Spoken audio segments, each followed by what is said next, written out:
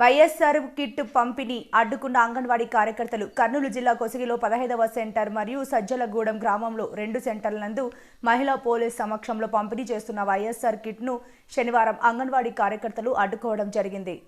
సందర్భంగా అంగన్వాడీ కార్యకర్తలు మేము సమ్మెలో ఉంటే మా సెంటర్కు వచ్చి వైఎస్ఆర్ కిట్టు ఎలా పంపిణీ చేస్తారని మహిళా పోలీసులను ప్రశ్నించారు. మా సమస్యలు పరిష్కారం అయ్యే వరకు మా సెంటర్ నందు వైఎస్ఆర్ కిట్టు పంపిణీ కార్యక్రమం జరగనివ్వమని వారు భీష్మించుకుని కూర్చున్నారు.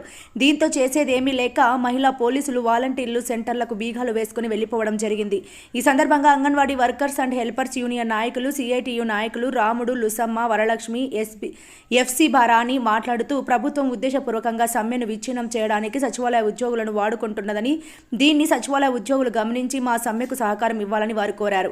ఇప్పటికైనా ప్రభుత్వం స్పందించి మా సమస్యలు వెంటనే పరిష్కరించాలని వారు కోరారు. లేని పక్షంలో ఉద్యమాన్ని మరింత తీవ్రతరం చేస్తామని వారు హెచ్చరించారు. ఈ కార్యక్రమంలో అంగన్వాడీ భాగ్యమ్మ, నాయకులు సుజాత, శైలజ, మద్దమ్మ, సుజాత, లలిత, వనజాక్షి, రామలక్ష్మి, గీత, వీరమ్మ, సరోజ, పద్మ, సువర్ణ తదితరులు పాల్గొనడం జరిగింది.